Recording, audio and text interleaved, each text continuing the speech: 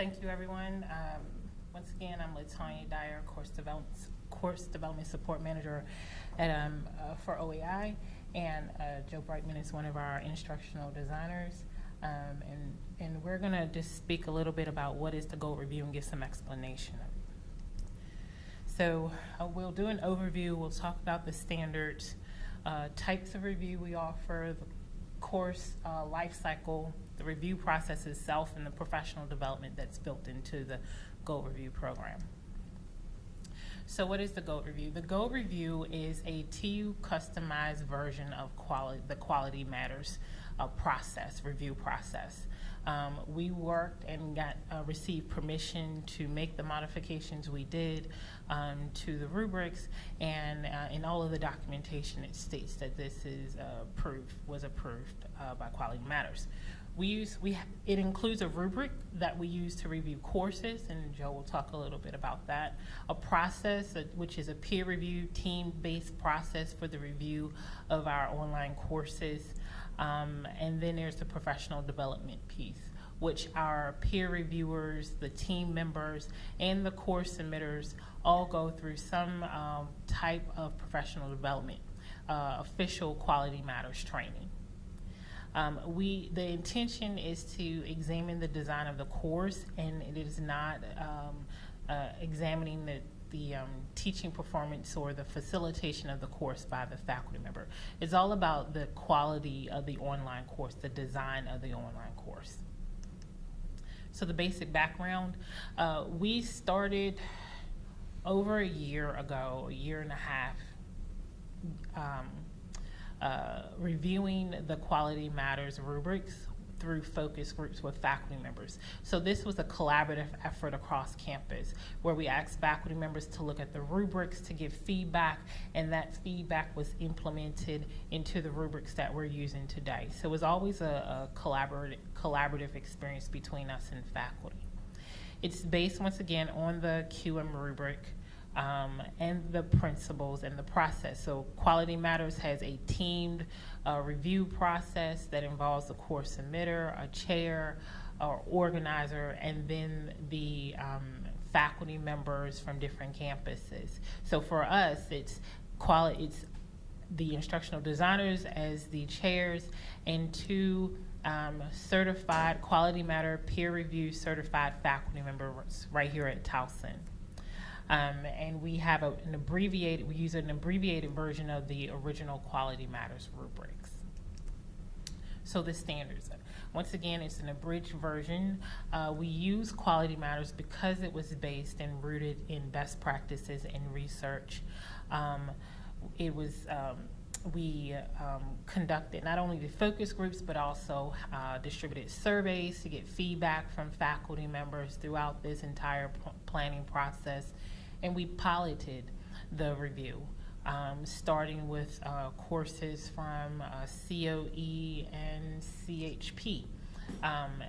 We piloted, and based on the feedback during the fall and last spring, we've made improvements to the review and officially launching it today.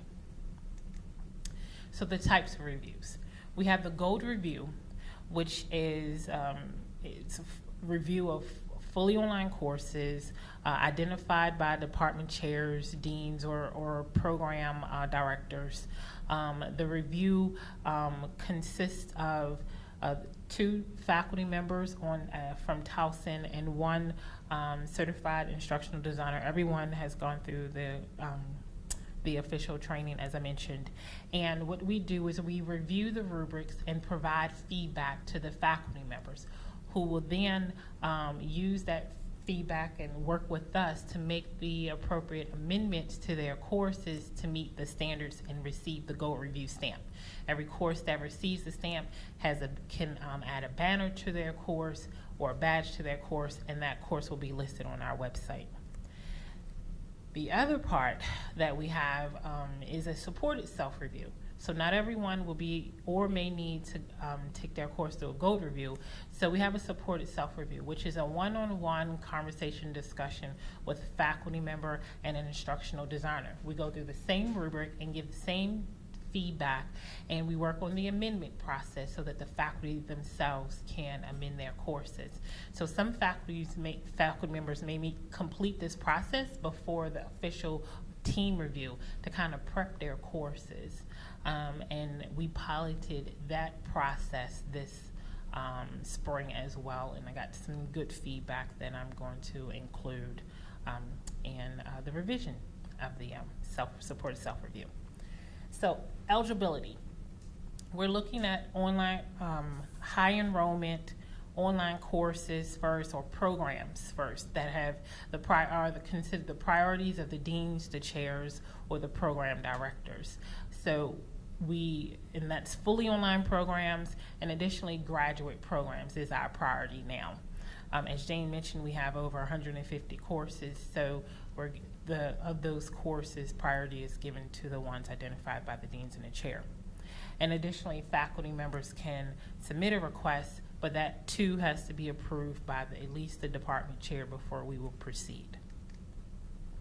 I wanted to go back here and just to let you know, give you some numbers, that since starting over a year ago with our pilot, 74 faculty members have completed the APPQMR, which is Applying the Quality Matters rubrics from different colleges across campus. 18 faculty members have completed the certification for the peer review, Quality Matters peer review certification, which is a 2-week online program, and a total of 92 trainings completed by 75 unique faculty members or unique users on campus. With regards to the GOLD review and our supported self-review, we've completed 5 GOLD reviews during our pilot, with 2 still in the amendment process, and that's the process of them making the corrections and enhancements to their courses, and 5 supported self-reviews in process, just waiting on amendments from those faculty members who participated. So throughout this process, we have been offering on campus the required trainings. 2 of our staff members are certified to offer that training on campus, so we've offered that throughout the last semester and will continue to do so.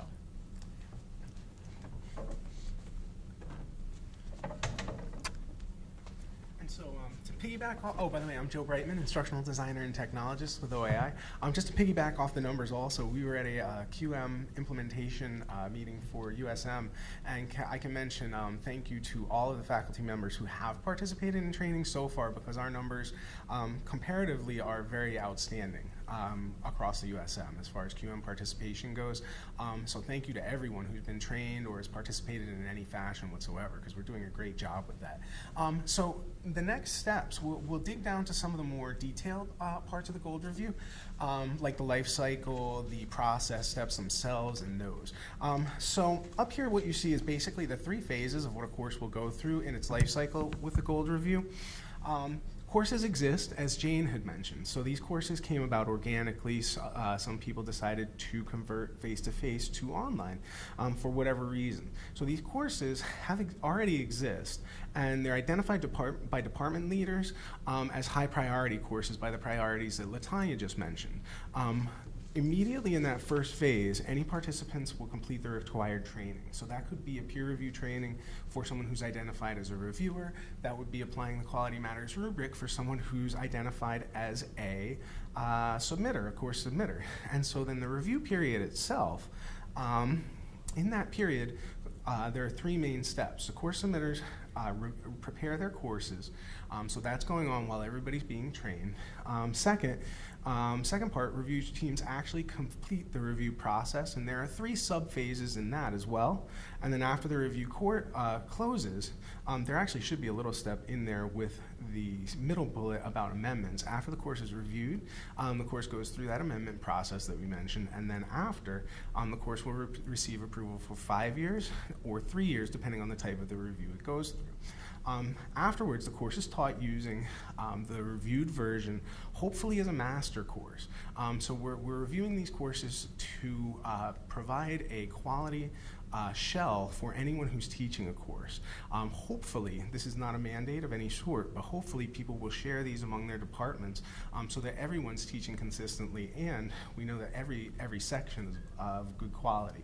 Also, During those 5 or 3 years, depending, in the life of the course, while the course is being taught, if there are significant changes, for example, a textbook change, or more than 15% of the course changes, or is overhauled, for example, that might trigger a re-review. I would probably recommend one of the supported self-reviews or a self-review, just a quick checkup to make sure things are still in line. After that, the process, basically, as Tonya had mentioned, there were team reviews versus supported reviews. The supported review process is much, much quicker. There's a dual 85% threshold throughout this. What the two 85% thresholds for quality matters mean is that a course must meet 85% of the total standards, earn 85% of the total available points from the QM rubric. Now, we've reduced that from the original, so it doesn't add up exactly the same as it would for an official review, but so we still shoot for that 85% mark, which comes for QM. Now, within those standards that are met, each standard should be met at an 85% level. So let's say the standard is standard 3.1, the assessments measure the objectives as stated, to be short. What we're making sure is that 85% of those assessments measure the objectives that they're connected to. We use the terms met and not met in comparison to pass and fail, because pass and fail kind of implies a little bit of judgment, a little bit of something else with it. What we want to imply is that everyone can meet these standards. Any course that exists can meet those standards. And in the process of this, we're really checking, not necessarily that everything's exactly the same, again, but that there are certain elements that are present that have been found to lead to student success via research, as QM says. And also, of course, one important piece to mention in the process, after all of those standards have been judged by the 85% threshold, given a met or not met, in the case a course does not meet all the standards, we have a highly supportive revision process. And so that amendment process, we're willing to consult throughout, get people started on that. We have tons of ideas generated for that. The process diagram I'll do pretty quickly, but you can see our phases are truly proportional to what they would be. And the biggest is the course preparation phase. Jane and Tonya mentioned that we had the intent of making this an extremely supportive process. That occurs in phase 1 and 5 in your course prep and amendments. So up on the slide it mentions trainings mainly, but there's also, for submitters, a series of 3 sequenced consultations where we provide essentially a coached sequence of activities to help you take what you've got, inventory it, and put that into line and reorganize it. Some of our earlier pilots didn't include that step if you were one of our early pilot participants. The review phase really happens in the middle, and you'll notice that's kind of one of the smaller parts of it. So there's a pre-review period that's just a few meetings, a post-review period that's also just a few meetings, and the review period itself happens just over 6 weeks, sometimes less, depending on what our time frames are. And so there, three peer reviewers would complete their rubric worksheets. Another factor of the system to mention is that all decisions in a full team review are made by a 2 out of 3 vote, meaning that if 2 out of 3 reviewers agree that a standard is met, that standard is considered met and awarded all of the points for that standard. For example, if a standard is worth 3 points, which is considered essential, all of those 3 points must be met in the process, by the way. If a standard is worth 3 points and 2 reviewers decide that standard's met, the third says it's not met, the reviewer is awarded, or the submitter is rewarded, all 3 points rather than just 2 out of 3. So they're collaborative decisions. And at the end of that, the submitter receives an initial report, which not only provides the mets and not mets of the rubric, but also provides specific advice on every standard, regardless of whether it was met or not met. One of the main principles of QM, and one of the reasons why the rubric doesn't add up to 100 points for official QM reviews, is that they don't believe that any course can ever reach a level of perfection. There's always room for improvement. And so that's really what they're saying there. Even if you do meet all standards on the first time, you'll have tons of ideas for new things to do.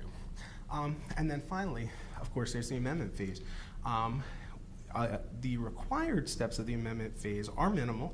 If you feel that you can move forward and improve that course in a manner that that is simple and do so on your own, then that amendment phase can just be a few meetings. On the other hand, if you need more support, OAI instructional designers are here for you to coach you through ideas for activities, ways to align things, any real factor that you need in course design whatsoever we can advise on. And finally, the support. This is the biggest, most text-heavy, most information-heavy slide. But to support all of this, we've put together quite an extensive professional development system. And so you can see up here, there are a number of different awards at the bottom that you can earn. The Online Edge program we're not here to discuss today, but is a certificate, a group of certificates that you can earn that you'll learn more about as more comes out. But basically, you'll see on the left-hand side, by completing the marked activities at the top, you can earn any of those certificates there. Over on the right-hand side applies more to gold reviews. And so we've created, starting at the top of the middle section, we have some independent modules that you can complete. They're about 2 hours each. Alignment, technology, accessibility, and technology sessions are your OTS trainings. There are certain ones we've selected that fit in. We've designed also a workshop about facilitation, a workshop on course design, and also one for blended course design. Those are all supports designed, well, aligned with Quality Matters, not just designed to support a gold review, but designed also to make the best courses that we can. Also, you'll see that we offer the 2 Quality Matters official trainings in there, APP QMR, applying the QM rubric, and PRC, peer review course. And at the bottom, those are professional development activities that are types of reviews.